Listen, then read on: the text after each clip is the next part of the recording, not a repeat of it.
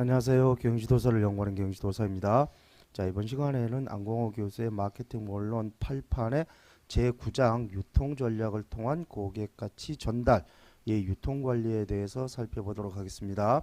총 7가지의 이렇게 절로 구성이 되어 있습니다. 자, 제일 먼저 첫 번째 유통의 중요성 그래가지고 유통은 다른 마케팅 믹스 결정에 직접 영향을 미친다. 예를 들어서 이제 유통을 백화점에 셋업을 하느냐 아니면은 뭐 로드샵에 셋업을 하느냐에 따라 가지고 가격도 달라질 거고 제품도 달라질 거고 뭐 촉진도 달라질 거다. 이 얘기입니다. 때문에 유통을 어디에 세팅을 하느냐에 따라 가지고 가격, 제품, 촉진 이런 게 달라지기 때문에 다른 마케팅 믹스에 영향을 미친다. 그리고 제품 가격 촉진 이거는 기업이 알아서 결정을 하면 되지만 유통은 남과 같이 가야 되는 거기 때문에 변경이 쉽지가 않다. 이제 이렇게 두 가지를 써놓고 있어요. 그래서 유통 경로 설계가 매우 중요하다라고 써놓고 있는데 이거 말고 또 중요한 거 하나 더 있죠. 소비자의 유통 편의에 의한 구매가 증가하고 있다 때문에 지금은 유통 편의를 제공해 주지 않으면은 아예 기업이 성장 자체가 막힌다. 이것도 중요한 요인 중에 하나입니다. 쿠팡이 그렇게 성장하게 된 가장 큰 이유 중에 하나도 유통 편의 때문에 쿠팡이 그렇게 성장하게 된 이유가 되겠죠. 따라서 유통 편의에 의한 구매가 점점 증가하고 있는 것도 유통이 중요하게 성장하게 된 배경이다라고 볼 수가 있어요. 그 다음에 첫 번째 가격 전달 네트워크 관점에 기반한 공급 체인 관리. 이거는 별 내용이 없습니다. 그러니까 이제 전방 공급망이 있고 후방 공급망이 있다. 둘 다 중요하다. 뭐 그런 내용을 써놨어요. 이거는 그냥 그런 내용이다라고 보시면 되고 그 다음에 유통 경로의 개념. 유통 경로가 뭔지는 다들 아실 거고 유통이 왜 필요하냐 그래가지고 이 두 가지를 써놓고 있습니다. 거래수 감소, 이건 다들 알고 계시죠. 그리고 시간, 장소, 소유 효용, 그리고 여기 형태 효용도 있습니다. 형태 효용은 또 뺐네요. 그래서 이 두 가지를 써놓고 있는데 이 두 가지 말고 더 있습니다. 거래 표준화 기능, 금융 제공 기능, 유형 감소 기능, 분합 기능, 뭐 핵심 영역 집중 기능, 뭐 이런 여러 가지 기능들이 쫙 있는데 지금 여기서는 그러니까 여기 마케팅 원론 8판 이 교재에서는 이 두 개만 써놓고 있어요. 참고로요, 안공호 교수가 쓴 교재가 보면은 유통 원론이라고 해서 2019년 교재가 있습니다. 따로. 그러니까 요거는 유통만 따로 써놓은 교재예요.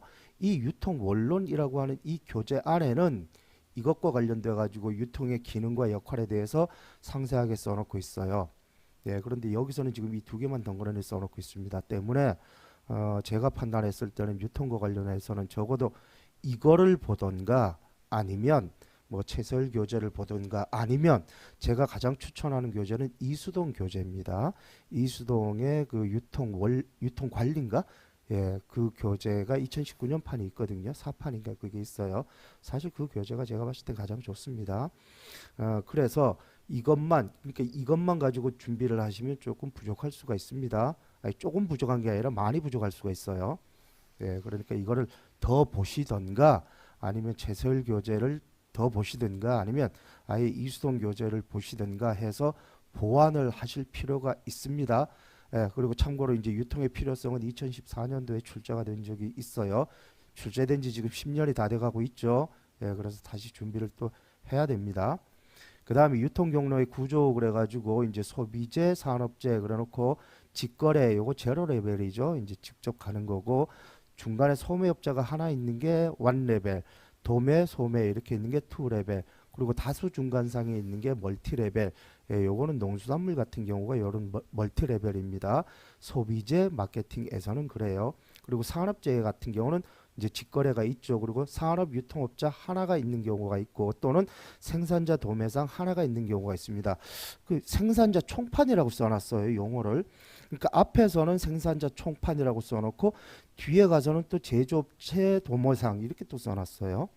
그러니까 용어를 서로 다르게 써놨습니다. 똑같은 내용을 가지고 그 똑같은 책에서 저자도 똑같은데 왜 이렇게 용어를 똑같은 내용을 가지고 앞에서는 생산자 총판, 뒤에서는 제조업체 도매상 이런 식으로 용어를 서로 다르게 써놨는지 글쎄요 이게 글쎄요 좀 납득이 안 갑니다. 통상적으로요 생산자 도매상이라고 흔히 얘기를 많이 합니다. 그래서 저도 이제 생산자 도매상 그러니까 이제 제조업체 이제 판매 지점, 판매 영업소 이런 것들을 생산자 도매상이라고 얘기를 해요.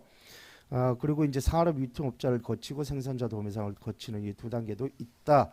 예, 이거는 뭐 일반적인 내용이고요. 그 다음에 이제 그 수직적 마케팅 시스템, 그러니까 유통경로 조직의 계열화, 예, 요거를 설명을 해놓고 있는데 참고로 요게 2010년, 2018년도에 출제가 됐습니다. 크게 세 가지 유형이 있다. 관리형, 계약형, 기업형 요 세 가지 유형이 있다. 그리고 관리형은 지도적 위치에 있는 구성원이 타 구성원을 조정 통제하는 유형이 관리형이다. 그러면 CJ 푸드빌이 자사 대리점한테 경영 지원 시스템을 제공한다. 이렇게 설명이 되어 있습니다. 저도 유통에 꽤 오래 있었는데요. 이런 거 다 합니다. 예, CJ 푸드빌뿐만 아니라 본사가 그 유통에게 그런 경영 지원 시스템 다 하죠. 때문에 이 관리형은 저 뭔지를 잘 모르겠어요. 일반적으로 다 합니다. 그런 거 CJ 푸드빌만 하는 게 아니라 뭐 일반적으로 본사가 대리점한테 그런 경영 지원 활동 같은 거 다 하잖아요. 예, 뭐 프랜차이즈도 하고 뭐 다 합니다. 그러니까 이게 일반적인 그런 거를 얘기하는 게 아닌가 싶은 생각이 들어요. 저도 정확하게 이거의 정체는 잘 모르겠습니다. 이수동 교수도 똑같이 써놓고 있어요. 이수동 교수 교재에도 똑같이 CJ 푸드빌을 사례를 들고 있습니다.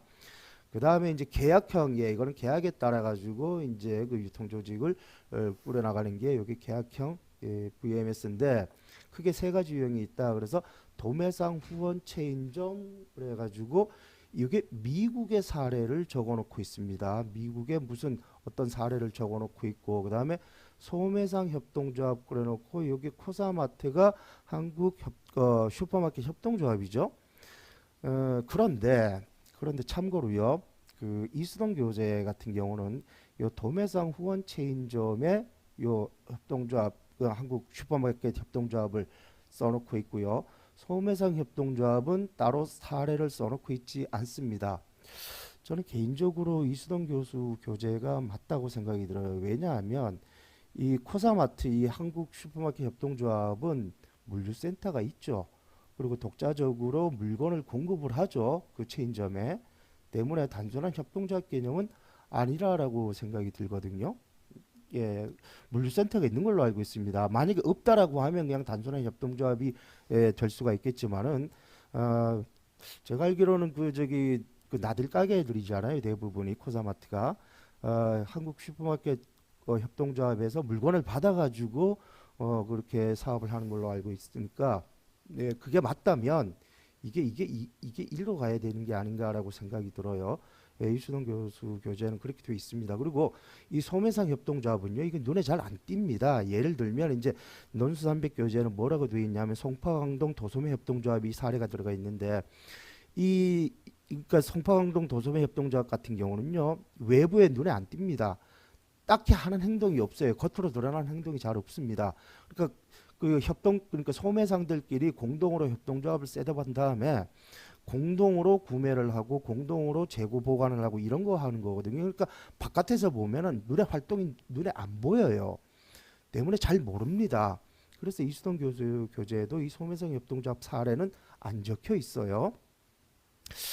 그래서 어쨌든 여기 조금 사례가 좀 다르지 않느냐라는 생각이 들고 그리고 이제 안광 교수에 쓰여 있는 미국의 요 사례도 가만 보면은요 코사마트가 하고 있는 그 사례랑 동일한 사례입니다. 그래서 좀 사례가 조금 좀 잘못된 게 아닌가라는 생각이 들기는 하는데 어쨌든 간에 이게 이거냐 그거는 중요하지가 않겠죠. 예, 시험을 대비해서는 이게 이거냐 저거냐 그거는 중요하지 않으니까 그냥 교재는 그러니까 안공학 교재는 이렇게 쓰여 있다. 그렇게 보시면 될 겁니다. 별로 중요한 내용은 아니다라고 생각이 들고요. 그 다음에 프랜차이즈는 이게 2020년도에 출제가 됐습니다. 제조업체 후원 소매상 프랜차이즈가 의류 대리점, 가전 대리점 이런 거고 제조업체 후원 도매상 프랜차이즈가 코카콜라 보틀링 이게 없어졌습니다. 합병돼 가지고 없어졌는데 교재는 이 사례를 아직 적어놓고 있더라고요. 정유회사 대리점 이런 것들이 있고 그 다음에 도매상 후원 소매상 프랜차이즈 그래놓고 이제 석유 도매상 이 석유가 종류가 여러 가지가 있겠죠. 예, 가솔린 같은 거를 이제 이게 여기가 가솔린 같은 거 여기는 아마 가정용 뭐 경유라든가 반가 CU 대리점이 아닌가 생각이 듭니다. 그리고 이제 미국의 의약품 도매업체의 사례를 들고 있는데 가만히 사례를 보니까 우리나라의 온누리하고 메디팜도 이게 동일하지 않나 생각이 들어요. 거의 똑같거든요. 온누리 약국, 메디팜 약국이 거의 똑같아요. 그래서 어 그러면은 이 온누리라든가 메디팜도 이 도매상 후원 소매상 프랜차이즈가 아닌가라고 생각이 드는데 그런데 이 온누리나 메디팜은 사례로 적어놓지 않았습니다. 그러면 온누리나 메디팜은 프랜차이즈가 아닌가? 예, 잘 모르겠습니다. 예, 뭐 하여튼 그래요. 하여튼 여기 미국 의약품 도매업체 요 사례를 적어놨는데 요 사례를 가만히 읽어보면은요, 우리나라의 지금 온누리나 메디팜 사례랑 거의 동일합니다. 그 다음에 서비스 회사 후원 소매상 프랜차이즈 그래놓고 렌터카 숙박 이거는 이해가 돼요. 이거는 뭐 이거는 빼도 박도 못하게 이건 서비스 회사가 맞으니까. 근데 외식 프랜차이즈가 서비스 회사냐? 교촌치킨이 서비스 회사인가요? 예. 그러니까, 그러니까 보통 우리가 이제 외식 서비스라는 말을 하죠. 그래서 외식 업체를 서비스 업체다라는 관점에서 해석을 하면 서비스 회사 소매상 프랜차이즈가 맞겠지만은 그런데 교촌치킨 자체가 제조업체 아닌가요? 교촌치킨도 그렇고 BBQ도 그렇고 닭을 제조를 하잖아요. 그 닭을 가공을 하고 뭘 생산물이 있잖아요. 그러면 그거는 서비스 업체가 아니라 제조업체 아닌가요? 이걸 이렇게 써놨습니다. 그러니까 지금 우리가 알고 있는 외식 프랜차이즈는 전부 다 서비스 회사 중심의 소매상 프랜차이즈다 이렇게 써놓고 있습니다. 이것도 조금 저는 개인적으로 이해가 좀 안 가요. 렌트카나 숙박은 당연히 이해가 가는데 어쨌든 2020년도에 출제가 됐던 내용이고 그리고 얘가 여기에 들어가느냐 여기에 들어가느냐 그거는 중요한 게 아니라 진짜 중요한 거는 요 네 가지 유형이 있다라는 게 더 중요한 내용이겠죠.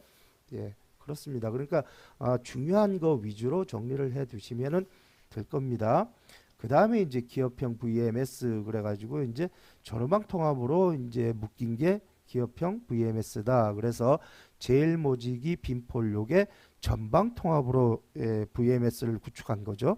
그리고 이마트가 이제 제조업체 직거래를 한다. 요거는 후방 통합인데 엄격하게 얘기하면 통합은 아닙니다. 통합은 내부화를 한 게 통합이죠.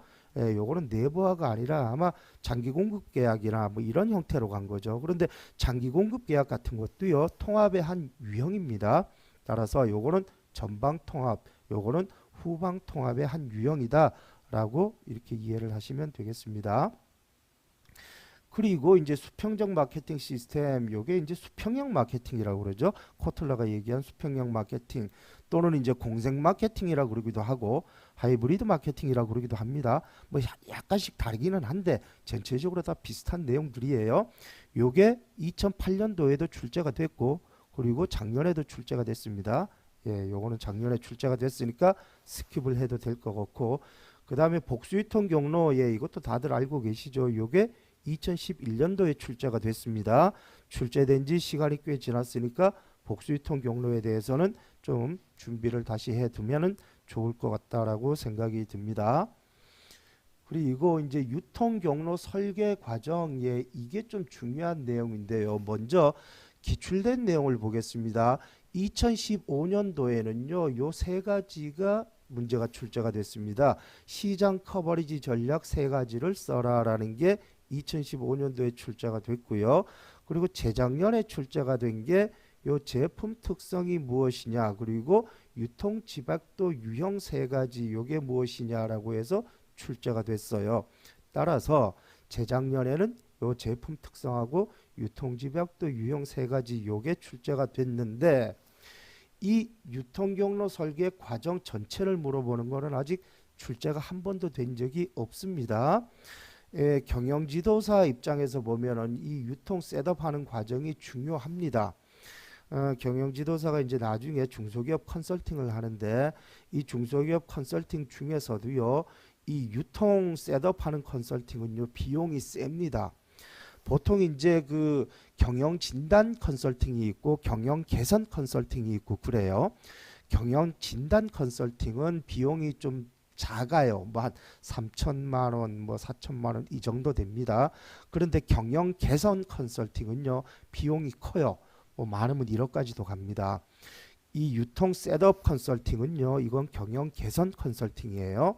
그리고 이거는요, 그 분야에 몸을 담았던 사람이 아니면은 못합니다. 상당히 전문성을 요하는 그런 컨설팅이에요.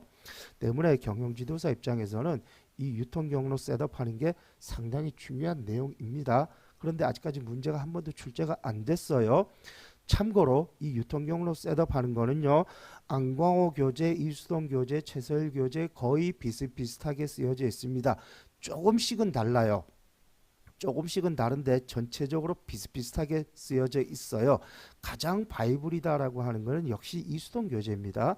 이수동 교재가 가장 잘 쓰여져 있고 그 외에 이제 안광호나 최서일 교재는 이수동 교재에 있는 내용을 부분적으로 발췌해가지고 써놨다라는 느낌을 좀 받아요. 제 개인적으로.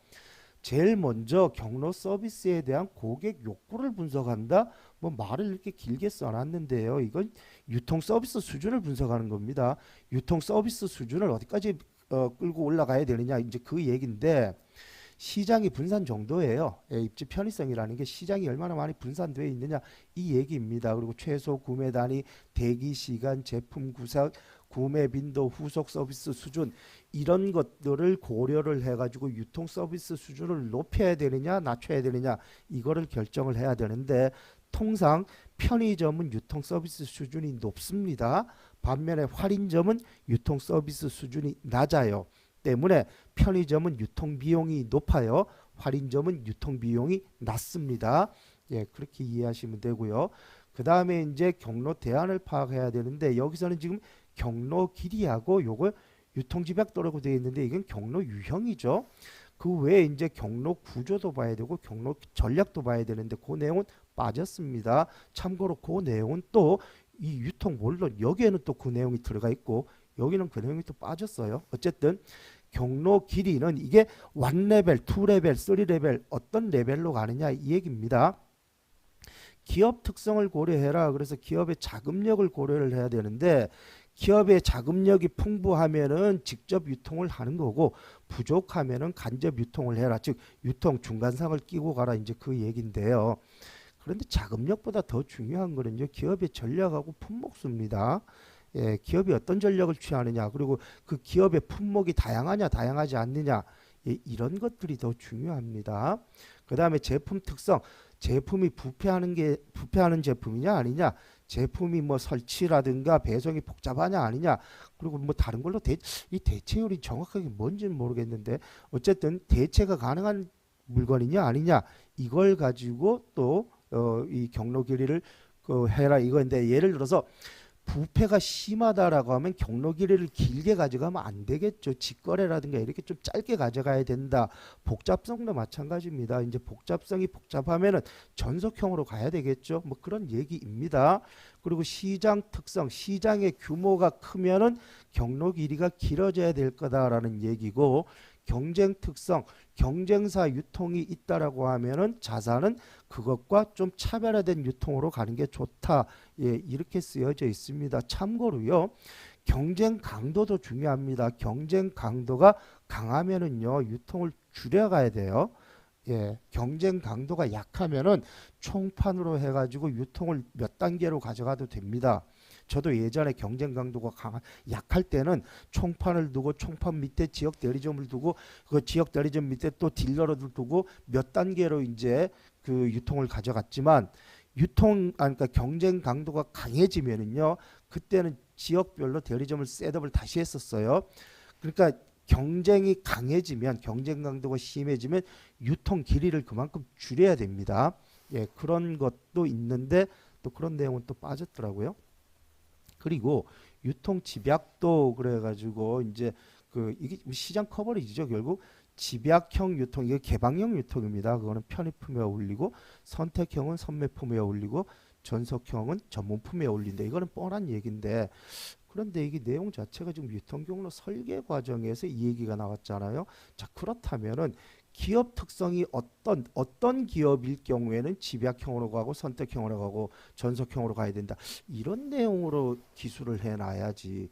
편의품, 선매품, 전문품 가지고 기술을 해놨어요. 예를 들어서 이제 마켓 풀 전략을 하는 기업이다라고 하면 이 개방형이 맞을 겁니다. 그런데 마켓 푸시 전략을 하는 기업이다라고 하면 또 전속형이 맞을 거예요. 예, 그리고 품목이 다양하다라고 하면은 예, 개방형이 맞고 품목이 제한되어 있다라고 하면 또 전속형이 맞고 이런 식으로 기술을 해야 이 앞뒤가 맞지 않나라고 싶은데 그런데 이 제품 유형 가지고 이렇게 또 써놨습니다. 뭐 어쨌든 예, 이런 내용이 들어가 있다.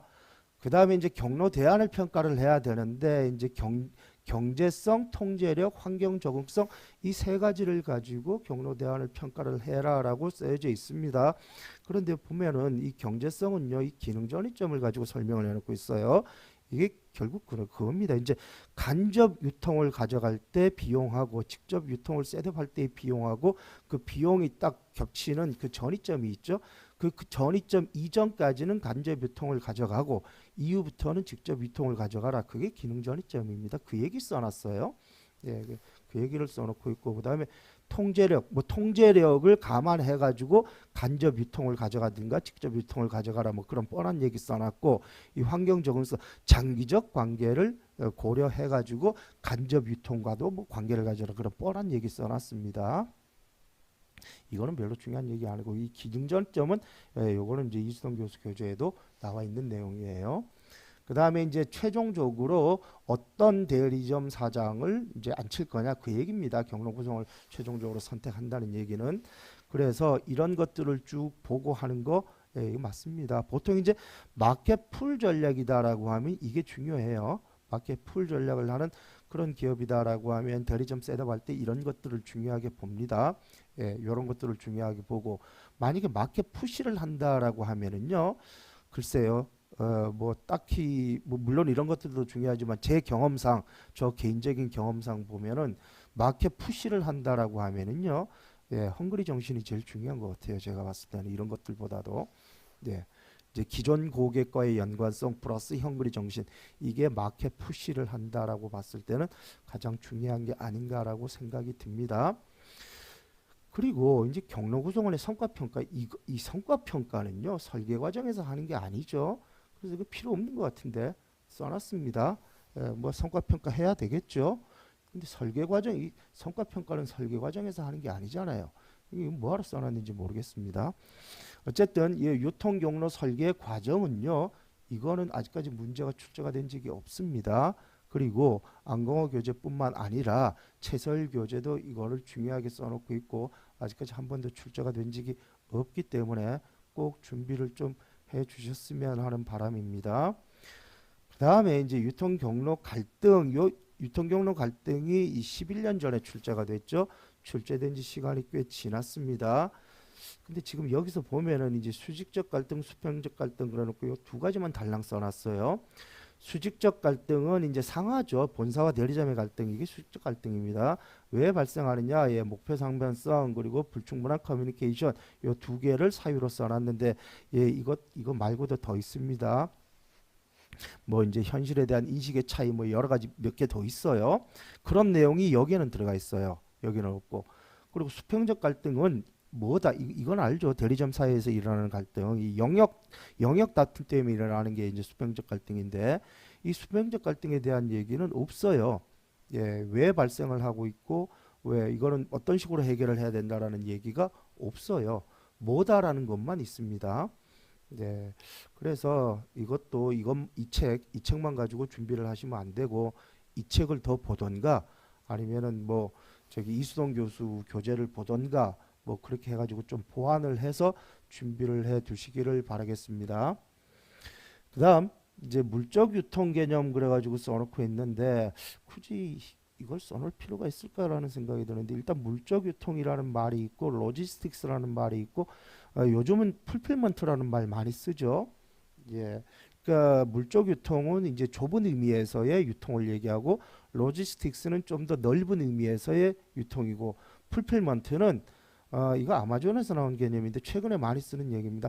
뭐 하여튼 에브리띵 모든 걸 다 하는 게 이제 풀필먼트예요. 그러니까 이게 풀필먼트가 뭐다라는 개념까지만 알아두시면 좋을 것 같아요. 참고로 교재 안에서는요, 요 로지스틱스까지만 써놓고 있는데 최근에는 이 풀필먼트라는 말을 상당히 많이 사용을 하고 있습니다. 그다음에 이제 물적 유통의 목표 그래가지고 고객 서비스 목표가 있고 비용 최소화 목표 이 두 가지 목표가 있다. 고객 서비스 목표는 재고 이용 가능성 이런데 읽어보니까 이건 안전 제고량을 유지해라 그 얘기입니다. 그 다음에 서비스 제공 능력, 예, 요거는 처리 배송 능력을 의미하는 거고 서비스 질, 요거는 배송 과정에서 예, 손상이 발생하지 않고 또 오류가 발생하지 않게 만들어라. 요게 고객 서비스 목표에서의 물적 유통 목표이고 그 다음에 이제 비용 최소화 목표의 물류 비용 간에 서로 상충이 발생을 한다 이 얘기입니다. 그러니까 얘를 높이려면은 비용이 올라가고 낮추면은 비용이 내려가 뭐 이런 얘기이죠. 때문에 이런 상충 관계를 고려해 가지고 총 물류 비용을 최소화하는 통합 물류 시스템을 구축할 필요가 있겠죠. 예, 뭐 다들 이거 구축하려고 노력을 하고 있겠죠. 예, 이 내용을 써놨습니다. 그리고 도매상과의 소매상 그래서 먼저 소매상의 기능 그래서 상품 구색 제공한다 필요 정보 제공한다 금융 기능을 수행한다 고객 서비스를 제공한다 예 요거 소매상의 기능 맞습니다. 기타 이제 한 두어 개가 더 있어요. 예 그거는 추가로 좀 정리를 두시고 그 다음에 이제 점포 소매상하고 무점포 소매상 그래가지고 이걸 쭉 써놓고 있어요. 이걸 또 장황하게 써놓고 있습니다. 그 옛날 교재에서도 이걸 굉장히 장황하게 써놓고 있고 근데 요즘도 이거 장황하게 써놓고 있어요. 이거 뭐 굳이 장황하게 써놓을 필요가 있나 싶은데 뭐 편의점 다 아실 거고 슈퍼마켓도 아실 거고 전문점은 이제 하이마트, ABC 마트 이런 거죠. ABC 마트는 이제 신발 전문점, 그다음 백화점 말고 할인점, 회원제 도매클럽, 코스트코 같은 거고 팩토리 아울렛, 마리오 아울렛 같은 거고요. 드럭스토어 그래가지고 이제 올리브영, 왓슨, 랄라블라 이제 이런 거를 드럭스토어라고 이제 얘기를 해놨더라고요. 옛날에는 그 왓슨이라든가 올리브영을 스페셜티 샵이라고 불렀었거든요. 그런데 그걸 이제 드럭스토어라고 지금 다시 이름을 이렇게 통칭을 이름을 바꾼 것 같아요. 하여튼 드럭스토어 그래가지고 올리브영, 랄라브라, 뭐 왓슨은 요즘 안 보이는 것 같아요. 없어졌나 어쨌나. 어쨌든 그렇고요. 여기 전문 할인점 그래가지고 오피스 데포, 드림 데포 이걸 전문 할인점이라고 설명을 해놓고 있습니다. 그러면 오피스 데포가 전문 할인점이면 이게 ABC 마트는 전문점이고 오피스 데포는 이게 뭐가 다른가요? ABC 마트하고 오피스 데포하고 뭐 다른 게 있나? 거의 똑같지 않나요? 하여튼 이렇게 써놨습니다. 그 다음에 이제 무점포 소매상 그래가지고 이제 통신 판매, 텔레마케팅, TV 마케팅, 온라인 소매 예 여기까지가 다이렉트 마케팅이에요. 여기서 여기까지가 다이렉트 마케팅이고 그 다음에 이제 방문 판매, 자동 판매기 이런 것들이 있는데 통신 판매는 이제 그거죠. 집으로 책자 카탈로그 책자 날아오는 거죠. 우리 집도 가끔씩 날아옵니다. 그 NC 백화점이나 이런 데서 백화점인지 어딘지 그 카탈로그 날아와요. 물론 산 적은 별로 없지만 텔레마케팅 많이 아시죠? 제품 판매하는 거 가지고 텔레마케팅 하는 경우는 별로 없는 것 같은데 무슨 보험 가입해라, 인터넷 가입해라 이거 가지고 텔레마케팅 엄청나게 많이 오는 것 같아요. 그 다음에 이제 TV 마케팅 그래가지고 이제 케이블 TV 광고하고 홈쇼핑 방송 예, 이런 것들을 얘기하는 거고 예, 이거는 다 알죠. 이제 온라인 플랫폼, 모바일 플랫폼, 인터넷 플랫폼 이건 다 아실 거고 방문 판매가 있고 요건 이제 다단계 판매를 많이 얘기하고 있습니다. 그러니까 피라미드는 불법이기 때문에 지금 못하고 다단계 판매를 이제 쭉 설명을 해놓고 있고요. 그리고 이제 자동 판매기 참고로 그 뽑기방 인형 뽑기방이라든가 아니면 밀키트 매장 같은 거는요. 그거는 무인 점포예요. 사람이 없는 점포지 무점포는 아닙니다. 그러니까 그 뽑기방은 점포가 있죠. 예, 그 밀키트 매장도 마찬가지로 점포는 있어요. 사람이 없지 점포는 있습니다. 그러니까 그거는 무점포는 아니에요. 여기서 얘기하는 자동 판매기는 바깥에 나와 있는 거, 바깥에 이제 점포 바깥에서 길바닥에 있는 그 자동 판매기를 얘기하는 겁니다. 뭐 이런 게 있다. 예전에 이것도 한번 문제가 출제가 된 적이 있어요. 이것도 한 십몇 년 전에 무점포 소매상의 발전 방향 그래가지고 이제 한번 문제가 출제가 된 적이 있는데 결국 이제 발전을 하게 되면 이런 위주로 발전을 하게 되겠죠. 예, 그런 식으로 생각을 하시면 되지 않을까 생각이 들고, 그 다음에 이제 소매상의 마케팅 의사결정, 예, 요게 이제 결국은 나중에 이제 소상공인 컨설팅 할 때 이게 중요하게 작용을 합니다. 경영지도사를 취득을 하면은 가장 쉽게 컨설팅을 할 수 있는 영역이 소상공인 컨설팅이에요. 식당, 뭐 저기 뭐 미용실, 아니면은 뭐 PC방, 꽃집 이런데 이런 소상공인들 컨설팅하는 거, 예, 그런 거 할 때 이제 이런 게 중요합니다. 그래서 소매상의 마케팅 의사결정 먼저 표적 시장과 포지셔닝을 결정을 해라. 예, 표적 고객이겠죠. 시장보다는. 그 다음에 이제 상품 구색을 갖춰야 되고, 그 다음에 점포 분위기를 형성을 시켜야 된다. 그러면서 경험 리테일링 이렇게 써놨는데 소위 경험 매장이라는 거죠. 예, 경험을 할 수 있는 그런 매장 그 얘기입니다. 그리고 대고객 서비스를 결정을 해라. 요게 결정이 되면은 가격이 따라서 결정이 되겠죠. 예, 요거를 어떻게 하느냐에 따라서 가격이 또 거기에 맞춰서 결정이 될 겁니다. 그리고 소매상의 촉진 그래가지고 광고는 이런 걸 할 수가 있고, 인적 판매 요거는 판매원을 잘 고용을 해라 그거고, 판촉은 또 요런 판촉을 할 수가 있다 이거고, 그 다음에 PR은 또 요런 PR을 할 수가 있다 이렇게 쭉 써놨습니다. 그런데 그 소상공인들 중에, 그러니까 이제 그 소매상들 중에 여기서 얘기하는 소매상은 이 소상공인도 있겠지만 이마트도 소매상입니다. 예, 이마트도 소매상이니까 뭐 이마트들 다 이렇게 하겠죠. 예, 뭐 그런 관점에서 보면은 뭐 다 이런 게 할 수가 있을 거예요. 그 다음에 이제 입지를 결정을 해라 그러는데, 그 소매상의 가장 중요한 게 이제 입지라고들 얘기를 합니다. 그리고 여기 이 교재 안에서도요, 첫째도 입지, 둘째도 입지, 셋째도 입지, 이런 입지 얘기를 써놨는데, 참고로 그 소매입지 원칙이라는 게 있습니다. 그리고 소매입지 이론이라는 것도 있고 소매입지 원칙이라는 것도 있어요. 근데 그 내용은 여기서는 하나도 설명이 안 돼 있습니다. 참고로 이제 그 유통 원론이라고 하는 그 교재 안에는 그 내용이 들어가 있는데 여기서는 그 내용이 아예 없어요. 그러니까 그것도 참고하셔가지고 좀 봐두실 필요는 있어요. 소매입지 원칙이라는 게. 그 다음에 이제 온라인과 오프라인 채널의 융합, 그래서 옴니채널 마케팅, 이거는 재작년에 출제가 됐죠. 예, 그러면서 뭐 쇼루밍이라는 용어도 써놓고 가상현실이라는 용어도 써놨는데, 이거는 재작년도에 출제된 게 있으니까 요거 보시면서 정리를 하시면 될 것 같고요. 그 다음에 이제 도매상, 그래서 이제 도매상의 정의는 다 아실 거고, 도매상의 기능 그래가지고 소유권 이전? 이 틀린 말은 아니겠지만 엄격하게 얘기하면 도매상의 중요 기능은요, 소유권 이전은 소매상이 하는 기능입니다. 소매상의 주요 기능이 소유권 이전 기능이에요. 도매상은 소유권 이전이 아니라 재고 이전이죠. 재고 이전이지. 그 물적 소유 자체가 이게 이제 재고 이전을 하기 때문에 물건을 소유한다라는 개념이에요. 따라서 소유권 이전 기능보다는 재고 이전이 더 소매상에게 더 맞는 기능이다라고 볼 수가 있고요. 이 촉진도 이걸 누구에 대한 촉진인지가 불분명합니다. 이게 소비자에 대한 촉진이면은 그거는 소매상의 기능이죠. 도매상 기능이 아니라. 그리고 이제 금융 조절 기능, 예, 금융 지원 기능이면은 그거는 소매상 기능이고요.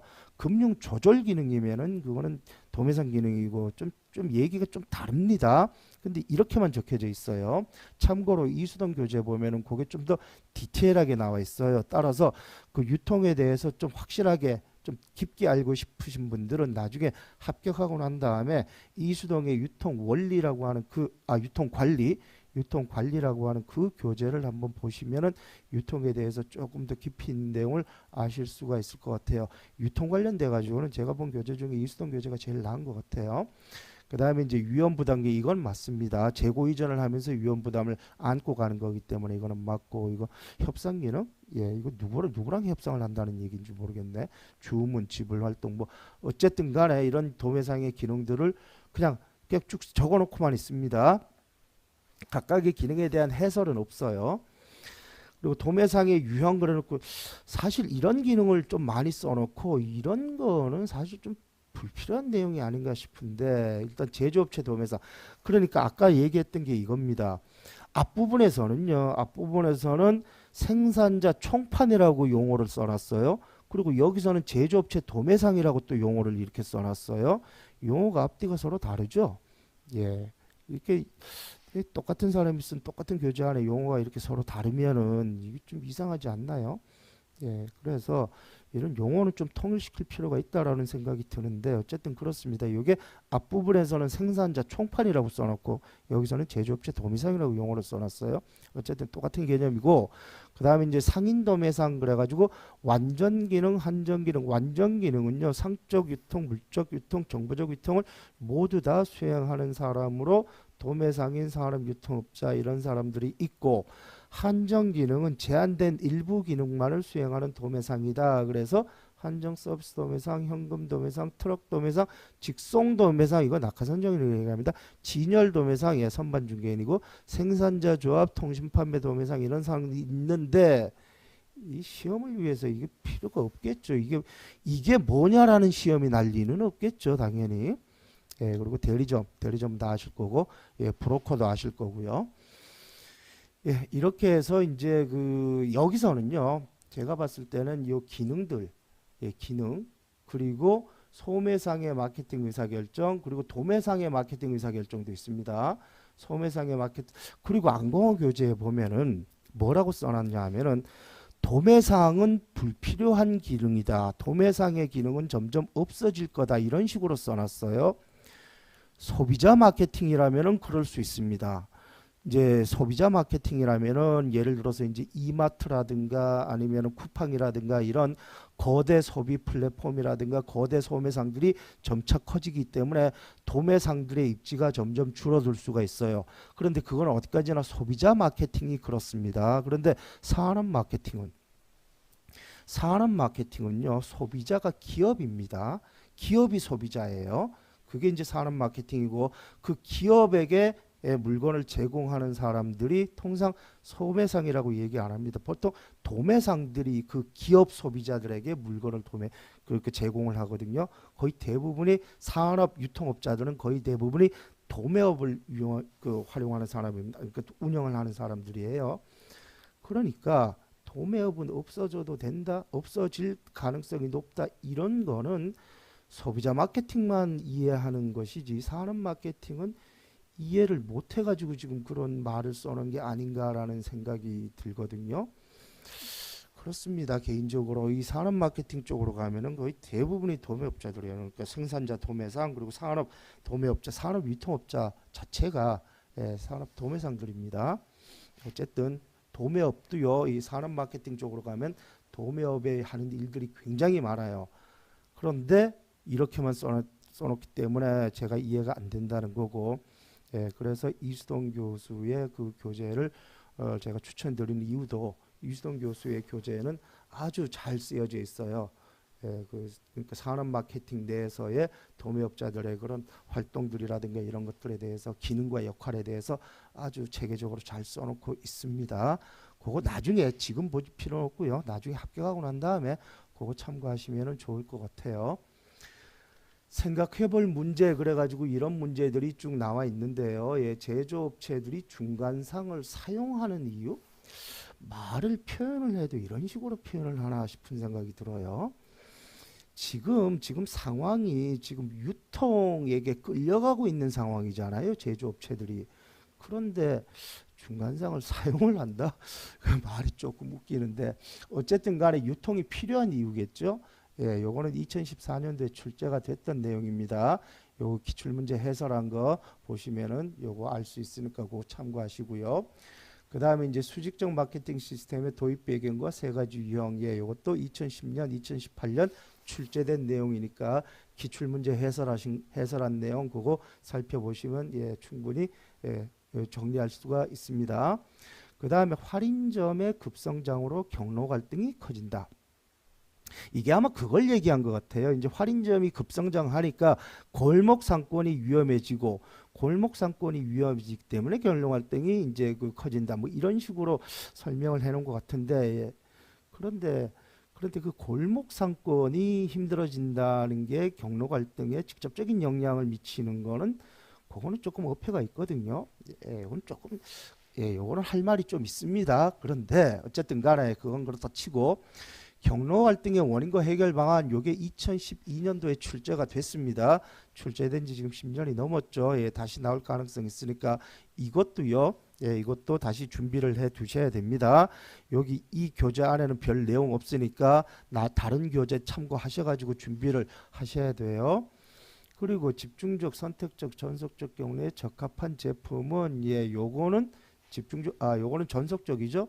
요거는 개방형, 그러니까 집중적이고, 요거는 선택적이고, 이건 뻔한 내용이고, 요거는 요때 출제가 됐던 내용이고, 백화점 성장 이유, 백화점의 소매 마케팅 전략, 이거는 알 필요 없는 내용이지만, 이 백화점의 소매 마케팅, 그러니까 소매상의 마케팅 전략, 요거는 좀 준비를 해 두셔야 돼요.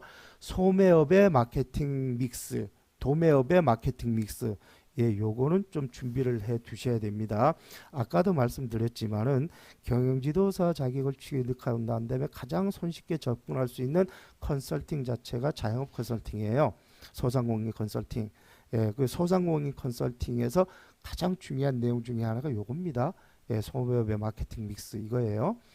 그러니까 요거는 좀 경영지도사도 알아야 되는 내용입니다. 그래서 요거는 좀 준비를 해 두실 필요가 있다라고 보여지고요. 그 다음에 뭐 하여튼 옴니채널 전략, 요게 재작년에 출제가 됐죠. 출제된 내용, 그 기출문제 해설한 거 그거 살펴보시면 될 것 같고요. 그 다음에 여기 직접 빠는 광고, 요거는 좀 준비를 해 두셔야 됩니다. 이 직접 빠는 광고가 이게 그거예요. 그 왜 그 케이블 TV 광고 보다 보면은 지금 바로 전화 주세요라는 그런 광고 있죠. 그게 직접 빠는 광고입니다. 그러니까 홈쇼핑도 어찌 보면 직접 빠는 광고를 하고 있는 거다라고 볼 수가 있는데 홈쇼핑 자체는 광고라기보다는 방송이죠. 제품 하나 가지고 거의 30분 동안 방송을 하는 거지 그거는 광고라고 하기는 조금 애매하지만 그 외에 이제 그 케이블 TV 그 하는 거 보면은 한 3분, 5분 이 정도 하면서 왜 지금 전화 주세요라는 그런 광고 있잖아요. 그게 이제 직접 빠는 광고다라고 보시면 됩니다. 그런데 그런 직접 빠는 광고가 지금 굉장히 많이 증가하고 있어요. 그리고 그 직접 빠는 광고에 도입 배경이 있습니다. 도입 배경도 있고 그 빠는 광고에 그 특징들이 또 있어요. 이거는 좀 정리를 해 두셔야 됩니다. 정리해 두실 필요가 있어요. 그래서 요 두 문제, 요거랑 요거 두 문제는 꼭 준비를 해 두시고요. 나머지 문제들은 기출문제 해설한 거 있으니까 그거 가지고 정리를 해 두시면은 좋을 것 같습니다. 그래서 이번 시간에는 유통 전략에 대해서 살펴봤고요. 이제 다음 시간에는 가격 전략에 대해서 살펴보고 그리고 다음에는 이제 브랜드 자산 얘기가 나오네요. 브랜드 자산과 고객 자산 얘기도 나오고 요것도 좀 중요하게 볼 필요가 있는 것 같습니다. 이상으로 유통 전략에 대해서 살펴봤고요. 다음 시간에 가격 전략에 대해서 또 살펴보도록 하겠습니다. 장시간 시청하시느라고 수고하셨습니다.